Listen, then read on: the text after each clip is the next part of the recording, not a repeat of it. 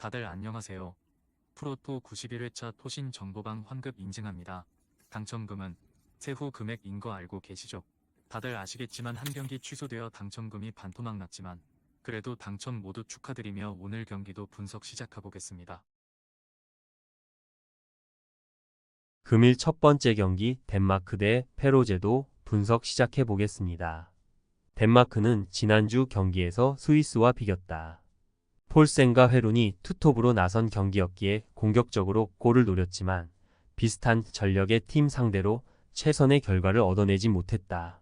그래도 에릭센과 호이비에르 등 중앙 미드필더들이 안정적으로 수비 라인을 보호하며 공격을 이끌었고 밀란의 센터백이자 대표팀 주장인 키에르가 버틴 수비도 탄탄했다. 페로제도는 평가전 첫 경기에서 리히텐슈타인을 완파했다. 최근 팀의 주전 공격수로 나서는 페테르센이 전반에만 2골을 터뜨리며 팀의 리드를 안겼고 유스티누센이 후반 초반 세기를 박았다. 네이션스 리그 D리그 수준의 팀이 아님을 증명했는데 유럽 상위 리그가 주목하는 쇠렌센과 게스트센 등이 안정적으로 경기를 주도했다. 강팀 덴마크 상대로도 좋은 경기력을 기대 중이다. 덴마크의 승리를 본다. 페로제도가 리히텐 상대로 대승을 따냈지만 덴마크는 체급 자체가 다른 팀이다. 또 원정 일정이라는 점도 있다. 맨유의 주전 스트라이커로 이번 시즌 급성장한 회룬이 경기 내내 상대 수비를 공략하며 기회를 만들 수 있고 에릭센과 돌베르가 뒤를 지원할 덴마크가 승리할 것이다. 금일 두 번째 경기 콜롬비아 대 루마니아 분석 시작해 보겠습니다. 콜롬비아는 중립으로 펼쳐진 평가전 첫 경기에서 스페인에 승리했다. 유로 24 우승을 노리는 팀 상대로 나선 경기였는데 왜 그들이 남미에선 무패를 달리는지를 결과로 증명했다. 펠리스의 윙백인 무뇨즈의 결승골이 나왔고 남은 시간을 수비로 막아냈다.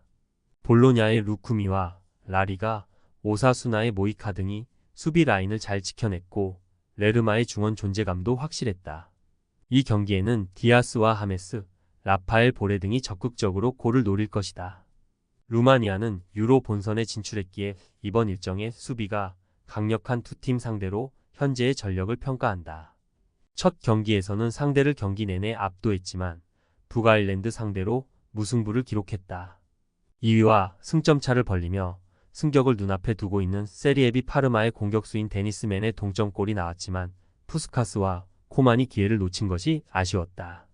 콜롬비아의 승리를 본다. 루마니아는 마린과 치클더우 등 중원에 나서 상대의 공세를 막아낼 안정적인 볼란치 조합이 있다.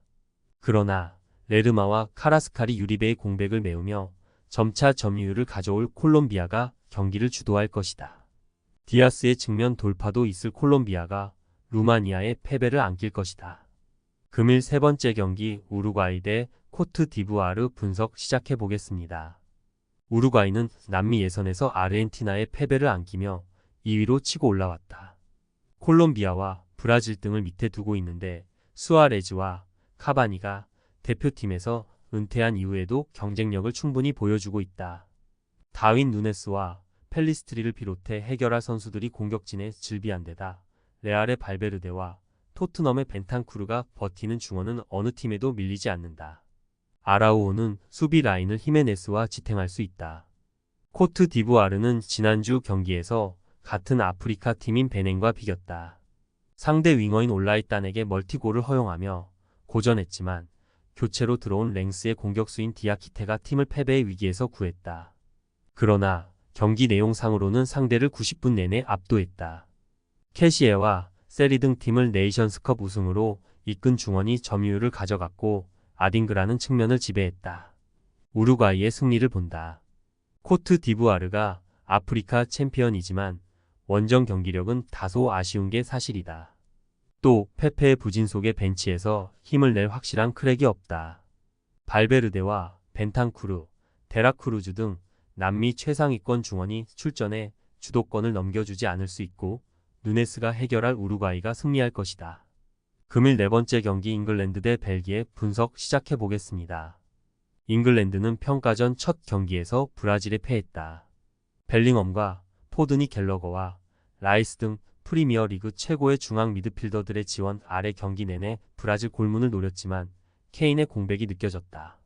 케인이 부상으로 소속팀에 돌아갔기에 브라질 상대로 와킨스가 풀타임을 소화했는데 이 경기에는 보잉과 레시포드, 이반 토니 등이 최전방에 나설 것으로 보인다.